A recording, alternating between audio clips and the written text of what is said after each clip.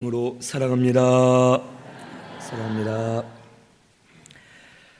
오늘 말씀은 사무엘하 21장 1절에서 14절 말씀, 이스라엘 땅에 3년간 기근이 옴이라는 제목으로 말씀을 같이 상고하겠습니다.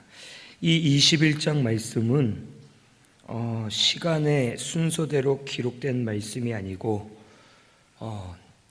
이 다윗이 통치하는 기간 중에 있었던 일을 뒤쪽으로 나열해서 기록된 말씀입니다.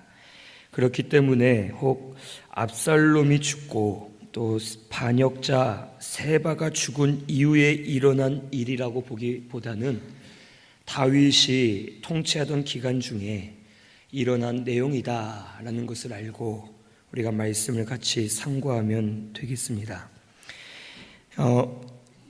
먼저 1절에서 6절에는 기근의 원인을 알게 되는 내용이 기록되어 있습니다. 1절에서 6절을 보니까 다윗 시대에 3년 동안 기근이 있었습니다. 그래서 다윗은 여호와 하나님께 기도해서 물어보았더니 1절 말씀에 사울과 피를 흘린 그의 집으로 말미암음이니 그가 기브온 사람을 죽였음이니라 라고 말씀하십니다. 그리고 2절에 말씀하시기를 기록되기를 보니까 이들은 이스라엘 족속이 아니라 아모리 사람 중에 남은 자들인데 이스라엘 족속들이 전에 그들에게 맹세를 하였는데 사울이 이스라엘과 유다 족속을 위하여 열심히 있으므로 그들을 죽이고자 했고 그들을 몰아내었다라고 기록되어 있습니다.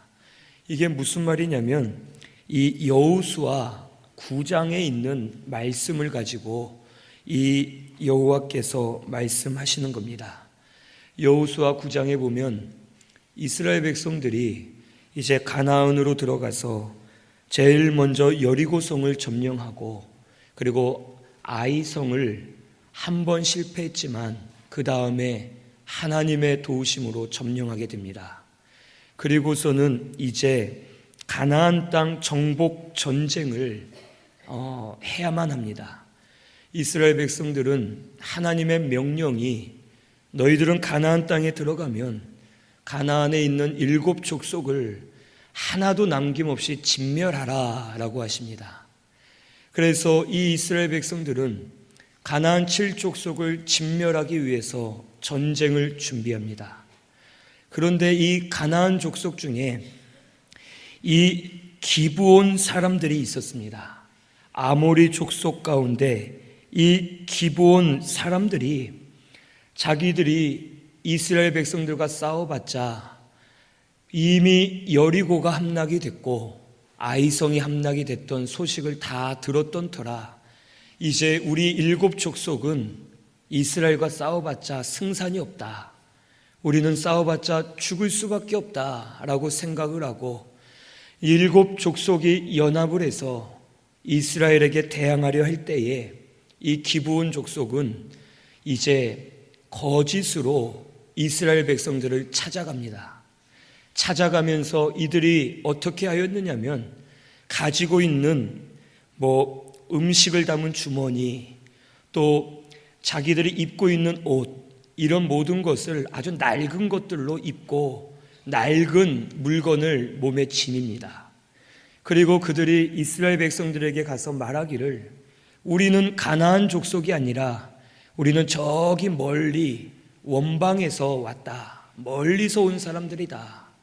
그런데 너희들의 소식을 듣고 너희가 섬기는 여호와를 우리도 두렵고 그 여호와를 섬기기 원한다.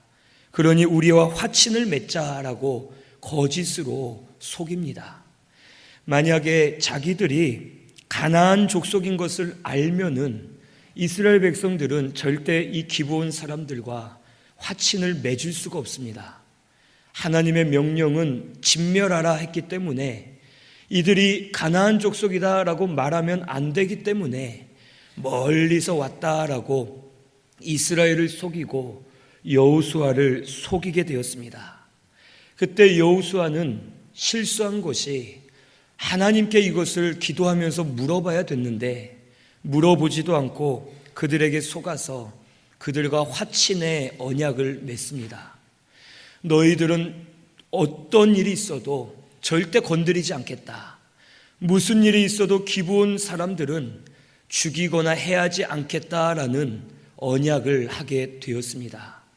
그리고 나중에 이 이스라엘 백성들이 기브온 사람들이 가나안 족속인 걸 알고서도 하나님의 명령은 저들을 진멸하라 하셨는데 여호와를 두고 저들을 건드리지 않기로 맹세했기 때문에 이스라엘 백성들은 저들을 해할 수가 없었고 결국엔 그 일로 인해서 하나님의 징계를 이스라엘 백성들이 받는 그런 일들이 있었습니다.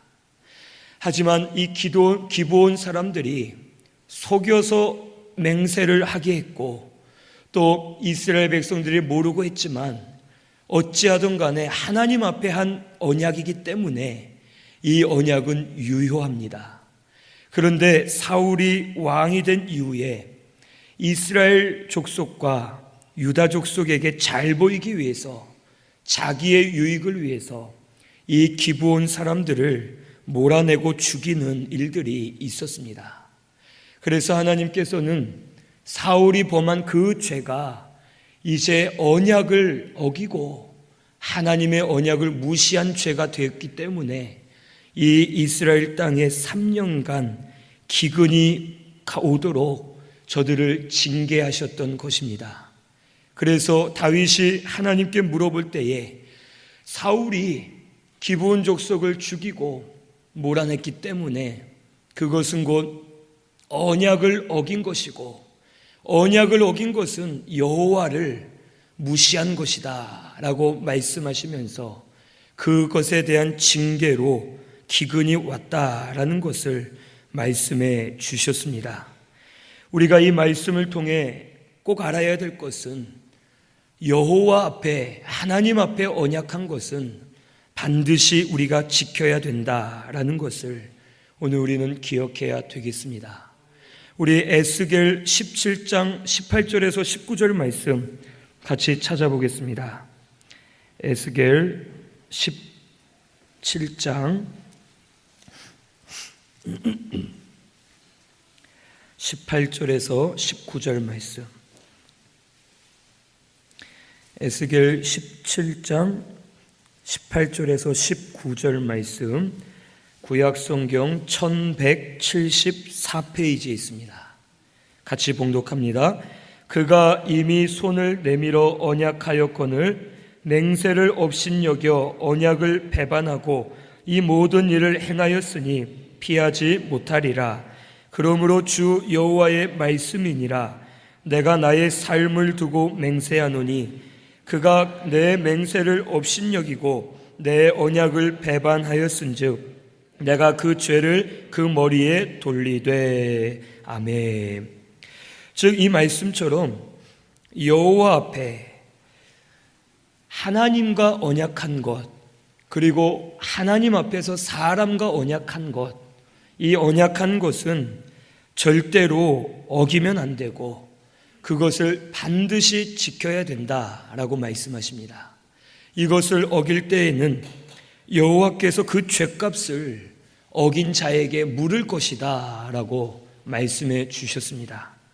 오늘 우리 성도님들께서도 혹 우리가 약속하고 언약한 것을 때로는 소홀히 여길 때가 있습니다.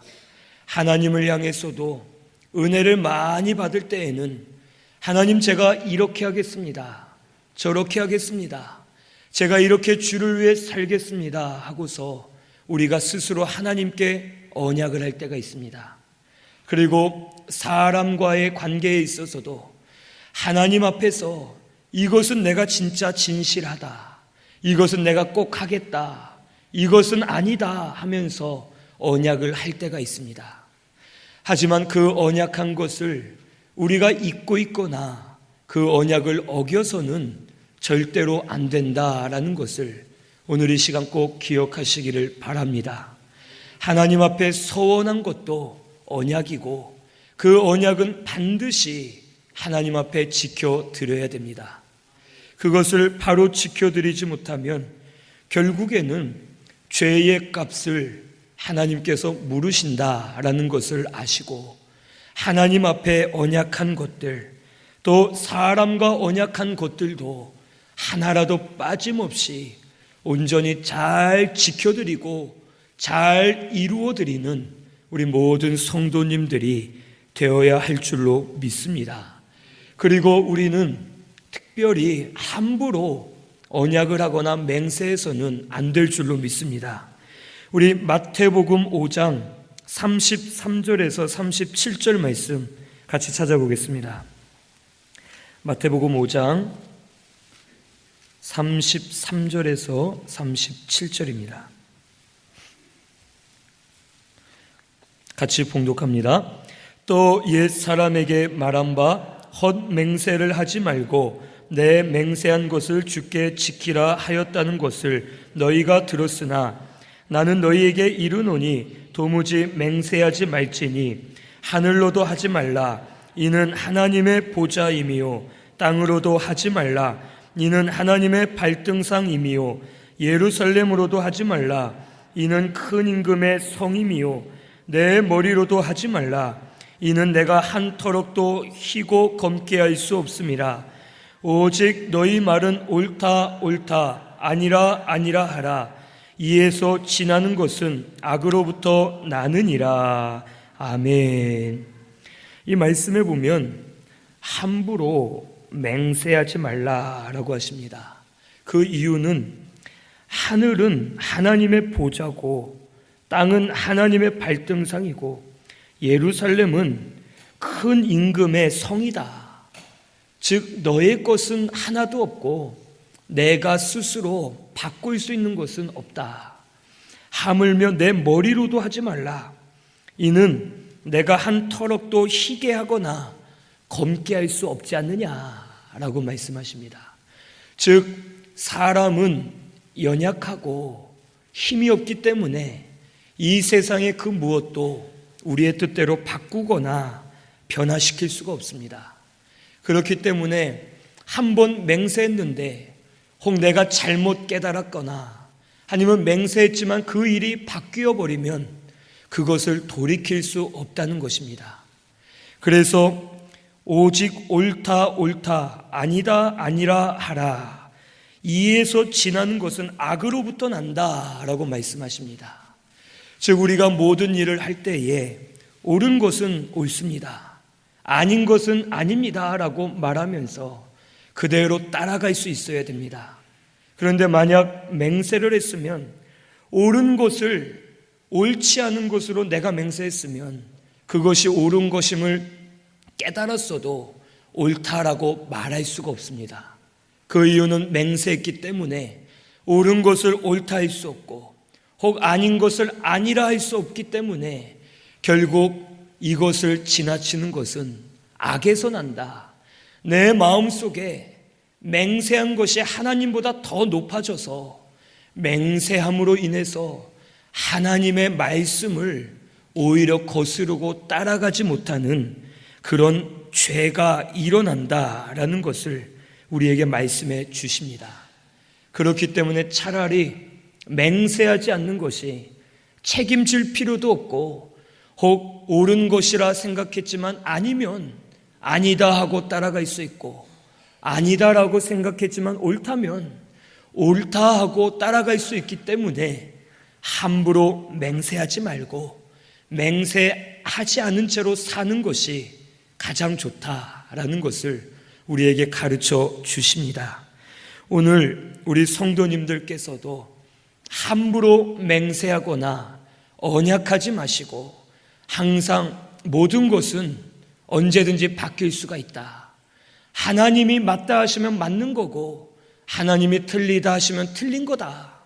우리는 무엇이든지 확정하지 말고 하나님의 뜻만 따라가자 하는 마음을 가지고 하나님 말씀에만 순종하시는 우리 모든 성도님들이 다 되시기를 바랍니다. 특별히 우리가 말을 조심해야 될 것은 예를 들어 남에게 다른 일에 대해서나 다른 사람에 대해서 저 사람은 이렇다, 이 일은 이렇다라고 말을 해버리면 그것도 결국엔 확정한 것이 되기 때문에 나중에 그 일이 내가 생각한 것과 다르고 그 사람이 내가 생각한 사람과 다를 때에는 내가 이미 뱉은 말이 있기 때문에 이러지도 못하고 저러지도 못하고 결국엔 올무에 갇혀서 더 죄를 범할 수밖에 없다라는 것을 오늘 우리는 알아야 되겠습니다. 그러므로 항상 말을 우리는 조심하고 특별히 맹세하는 것은 하나님 앞에서나 사람 앞에서나 함부로 하면 안 되겠다. 확정하지 말고 내가 지금까지 알아왔던 것도 하나님이 깨닫게 해주시면 혹 이것보다 더 깊은 진리가 있을 수가 있고 내가 잘못 알아왔을 수도 있고 모든 것이 변할 수 있기 때문에 항상 확정하거나 맹세하지 말고 하나님이 가르쳐 주시는 대로 하나님의 말씀을 따라 나아가시면 옳은 길, 의의 길로 우리를 걸어가게끔 인도해 주실 줄로 믿습니다. 우리 함부로 맹세하지 마시고 함부로 언약하지 마시고 혹 언약하거나 서운한 것이 있으면 지금 깨달아지고 가책이 되는 것이 있으면 하나님 앞에 반드시 지켜드리는 우리 모든 성도님들 되시기를 바랍니다. 그러면 하나님께서 힘들게 지켜드릴 때에 하나님이 그 믿음을 보시고 은혜를 허락해 주실 줄로 믿습니다.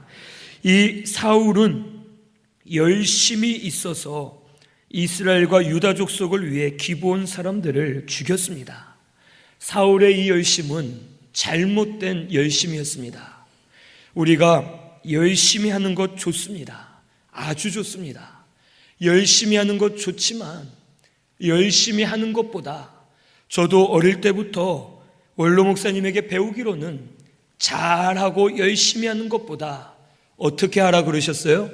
바르게 하는 것이 중요하다라는 것을 배웠습니다. 열심히 하는 것 당연히 중요하지만 하나님의 뜻을 거스르고 하나님의 뜻에 맞지 않은 열심은 오히려 안 한 것만 못하다라는 것을 오늘 우리는 알아야 되겠습니다. 모든 일을 행할 때에 잘하려 하고 열심히 하기보다는 먼저는 내가 바르게 하고 있는가, 먼저는 내가 하나님의 뜻에 맞게 하고 있는가, 이것을 항상 돌아보면서 하나님의 열심으로 하시는 우리 모든 성도님들이 되시기를 바랍니다. 내 열심이 아닌 하나님의 열심, 하나님의 뜻대로 바르게 할 때에 그것이 하나님이 받으시고 하나님이 인정해 주시는 온전한 제사가 되게 해 주실 줄로 믿습니다. 그리고 이 말씀을 통해서 우리가 볼 수 있는 것이 하나님은 진실을 밝혀주시고 행한 대로 갚으시는 하나님이다라는 것을 우리가 알 수 있습니다. 이 말씀을 보니까 기브온 사람은 먼저 자기들의 억울함을 말한 적이 없습니다. 여기 말씀에 기록된 대로 3년 동안 기근이 있으니까 다윗이 하나님께 물어보았습니다. 그때 하나님께서 기브온 족속을 사울이 죽인 까닭에 내가 기근을 내렸다라고 말씀하셨고 그 말씀을 듣고서 다윗이 기브온 사람들에게 물어볼 때에 그들의 사정을 얘기하고 그들의 요구를 얘기하게 되었습니다. 즉 기브온 사람이 먼저 말한 것이 아니라 하나님이 갑자기 이스라엘 땅에 기근을 내리십니다. 3년 동안 기근이 오고 이 기근이 왜 올까 하고서 많은 고민을 하다가 하나님 앞에 기도했더니 기브온 사람을 죽였기 때문에 언약을 어겼기 때문에 이 기근을 내가 내렸다라고 말씀하십니다. 즉 하나님께서는 사람이 막아도 사람이 잊어버려도 하나님께서는 그 죄값을 반드시 벌하시고 또 반대로 믿음을 쓰고 믿음으로 희생한 것은 하나님이 반드시 갚아 주실 것을 믿으시기를 바랍니다. 우리가 믿음을 쓰면 헛된 것처럼 보일 때가 있고 아무 일도 없이 넘어간 것처럼 느껴질 때가 있습니다. 그리고 반대로 혹 죄를 범하고 악을 행하는 사람들을 볼 때 왜 저 사람들을 하나님은 그냥 놔두시나 라고 하면서 그들을 탓하고 하나님을 원망할 때가 있습니다. 희한하게도 믿음을 쓴 사람이 오히려 더 고난을 당하고 악을 행하는 사람은 오히려 떵떵거리면서 큰 소리를 치고 더 잘 사는 것 같고 우리의 기준으로 볼 때에는 하나님이 아무 일도 안 하시는 것처럼 느껴질 때가 있습니다. 하지만 반드시 하나님께서는 그 죄값을 치러주시고 죄를 지은 대로 보응하시는 하나님이다라는 것을 오늘 믿어야 되겠습니다. 그리고 반대로 그 가운데서도 우리가 눈물을 참아가면서 억울한 마음을 눌러가면서 혈기를 부리지 않고 믿음을 써서 하나님 앞에 믿음을 지킨 것, 그것은 반드시 하나님이 다 보고 계셨고 하나님이 알고 계시고 우리의 마음 중심을 보시는 하나님께서 반드시 믿음의 열매가 맺도록 역사해 주실 것을 꼭 믿으시기를 바랍니다. 이 모든 죄의 대가나 믿음의 열매는 사실 이 세상에서 혹 우리가 받지 못할 수도 있습니다. 하지만 이 세상에서 받는 것이 다가 아니라 죽을 때까지 이런 보상을 못 받을 수도 있지만 하늘나라에서는 우리에게 더 큰 상급으로 갚아 주실 것을 믿으시고 하나님 주실 그 은혜를 감사하면서 하나님 앞에 믿음을 쓰시는 우리 모든 성도님들이 되시기를 바랍니다. 믿음으로 수고하신 것들 절대로 헛되지 않게 하나님께서 은혜를 주실 줄로 믿습니다.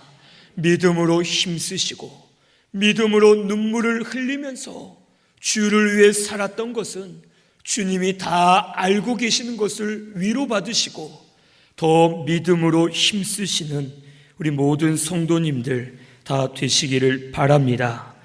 그런데 우리가 좀 궁금한 것이 사울이 지은 죄인데 왜 다윗 시대 때에 이 이스라엘 나라에 이러한 징계를 내리셨는가? 이것이 사실 좀 이상합니다.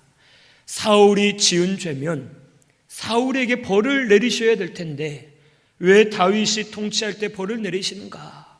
하나님께서는 그 세대의 죄는 그 세대의 징계를 하십니다. 다윗은 비록 대상은 다르지만 그가 살고 있는 세대는 사울이 살았던 세대와 같은 세대입니다. 그리고 이미 사울은 더 큰 다른 죄들로 인해서 또 이 모든 죄를 통해서 그는 이미 징계를 받았습니다. 그렇기 때문에 다윗과 이 나라가 이때 하나님의 징계를 받는 것이 오히려 마땅하다라는 것을 우리는 알아야 되겠습니다. 하나님께서는 그 세대의 죄를 다음 세대로 넘기지 않으십니다. 오히려 그 세대 가운데 죄의 대가를 치르게 하면서 징계하시고 죄는 될 수 있으면 빨리 징계하시고 빨리 거두시는 하나님이시다라는 것을 오늘 우리는 깨달아야 되겠습니다. 하나님 은혜는 천대에 이르기까지 아주 오래도록 길게 은혜를 부어주시고 복을 주시는 하나님이십니다.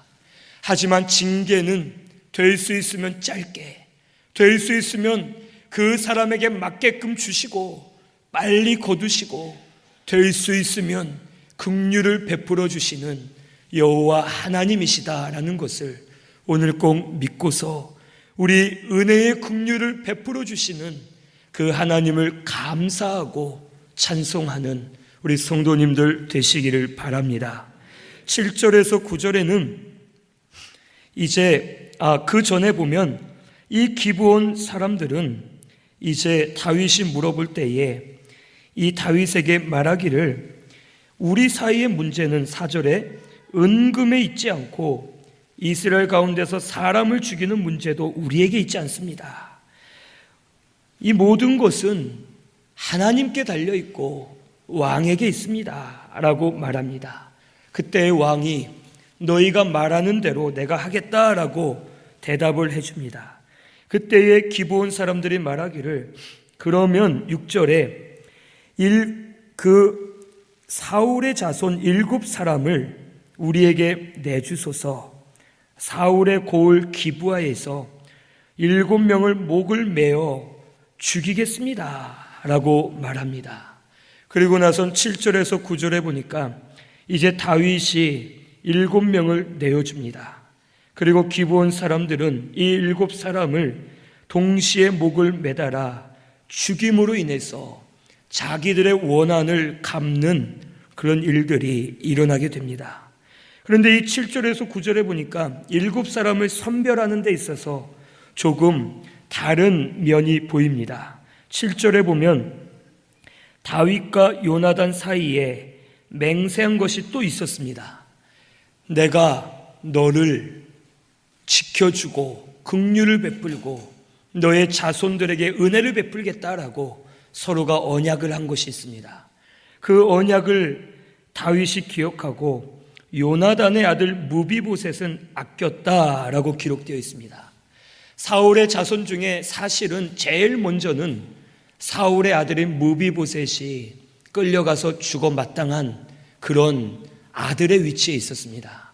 그런데 다윗은 무비보셋은 아끼고 8절에 보니까 리스바에게서 난 자 곧 사울의 두 아들 알모니와 무비보셋과 사울의 딸 메랍에게서 난 또 메랍과 그 밑에 줄 보면 아드리엘에게서 난 5 아들을 붙잡아 내어주었다라고 기록되어 있습니다. 이 리스바는 사울의 첩으로서 그가 2 아들을 낳았는데 이름이 알모니와 무비보셋입니다. 이 무비보셋은 요나단의 아들 무비보셋과 다른 사람입니다.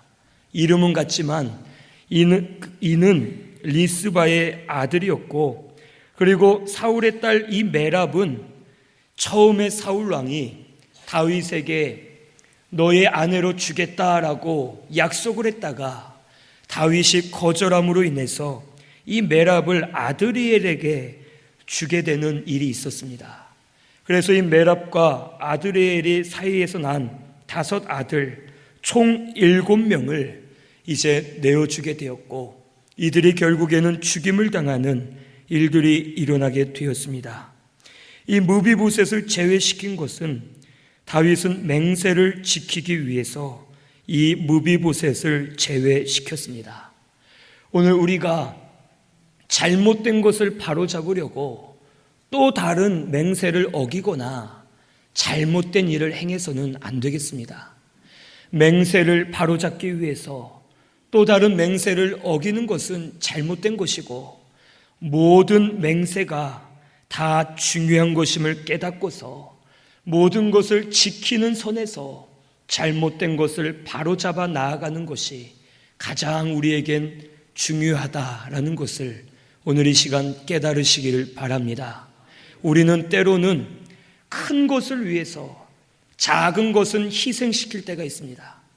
이것은 더 이런 일이니까 작은 것은 혹 어겨도 된다, 잘못해도 된다 하면서 우리가 잘못된 것으로 큰 것에 잘못된 것을 고치려고 혹 방법을 사용할 때가 있습니다.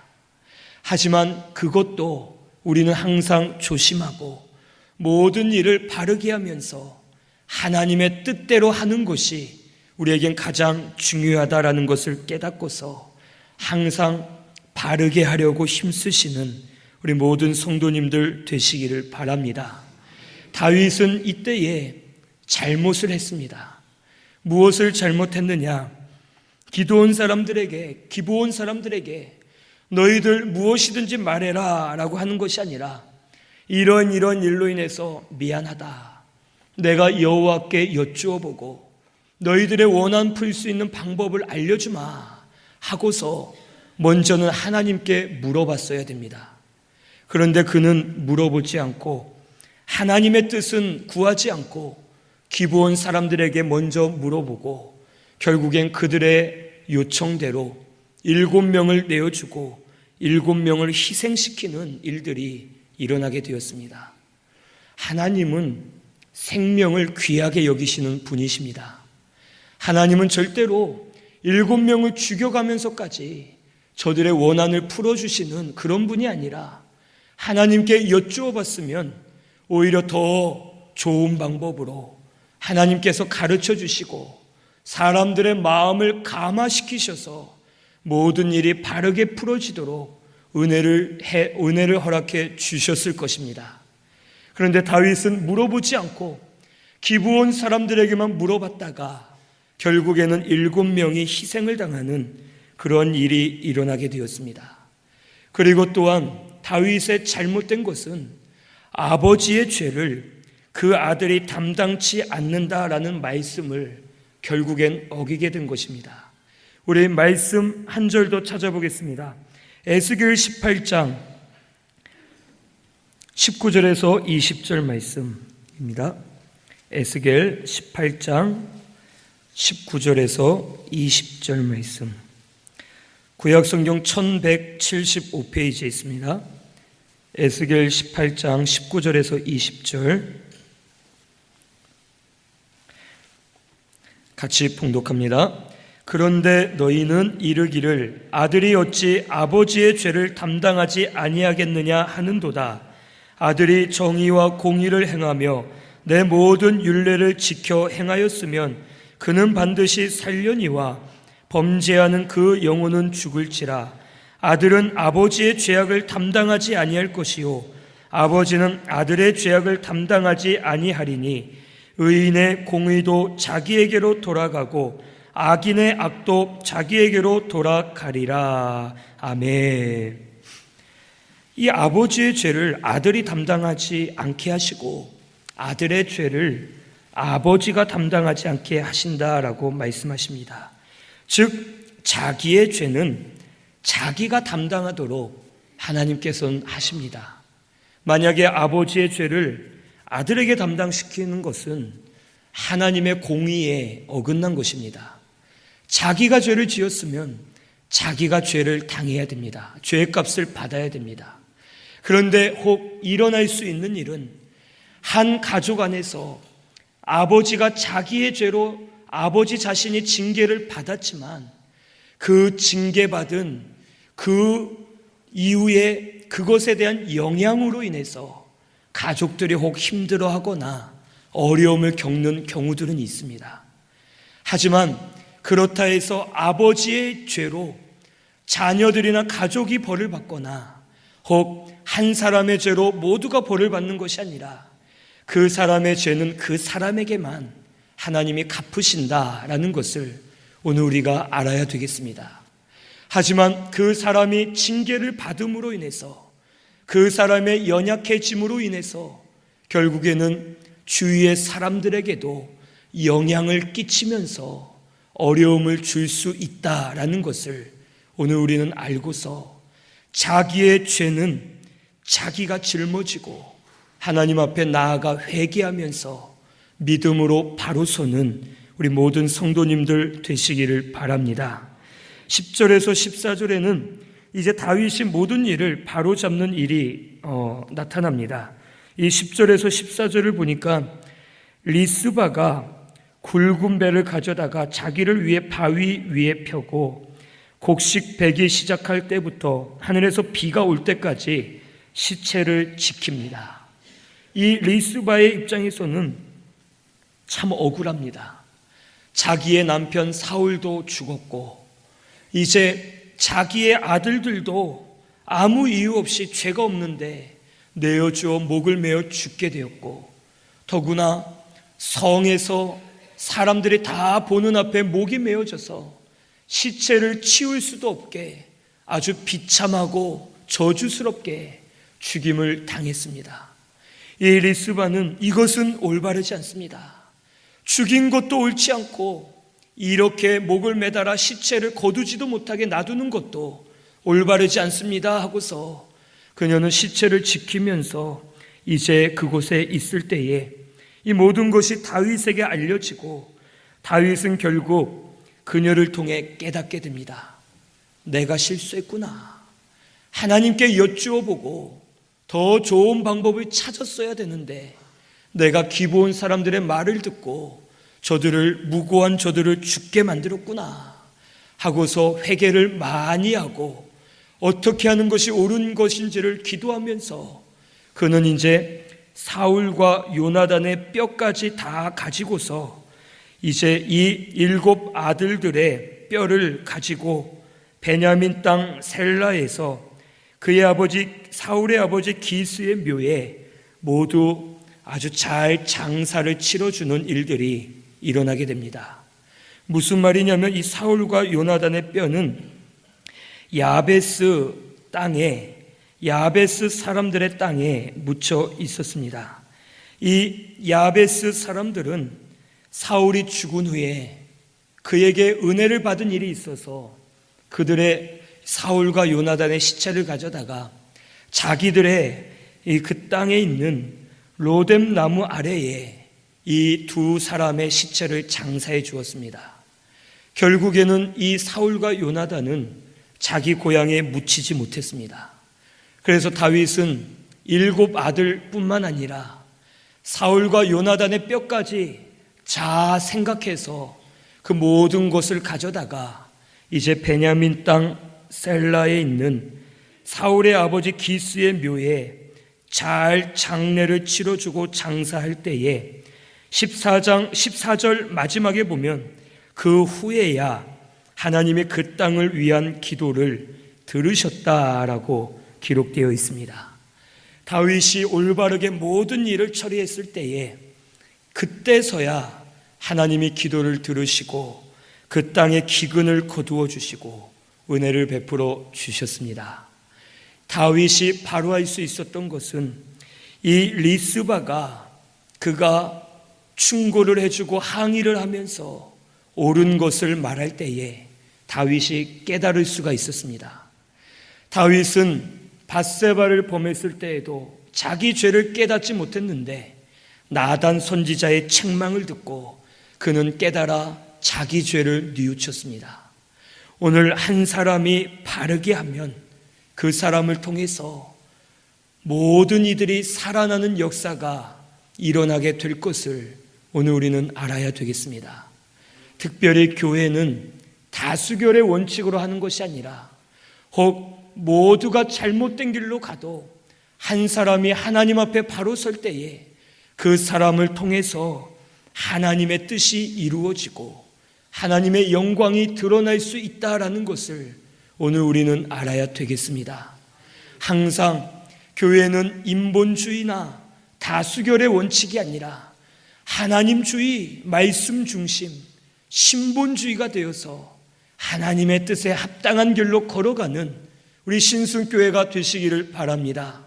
항상 누가 뭐래도 정말 내가 확인하고 확인해서 이것이 정말 하나님의 뜻이라면 사람들이 핍박을 하고 이해를 해주지 못하더라도 하나님의 말씀의 길로 걸어갈 때에 처음에는 힘들고 어렵지만 결국 그 사람을 통해서 하나님의 의가 이루어지도록 우리 가운데 역사해 주실 줄로 믿습니다.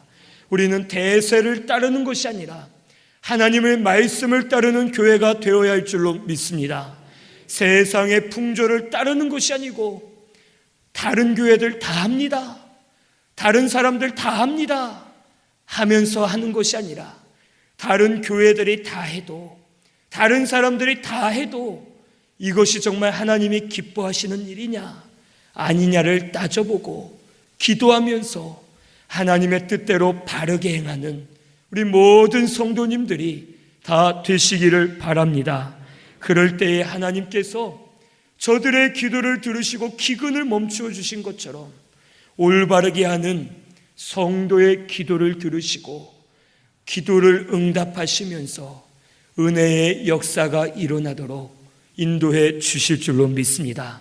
오늘 우리 성도님들께서는 신본주의, 말씀 중심으로 하나님 앞에 바르게 행하는 우리 모든 성도님들이 다 되시기를 바랍니다. 우리 말씀 생각하면서 통성으로 기도드리겠습니다.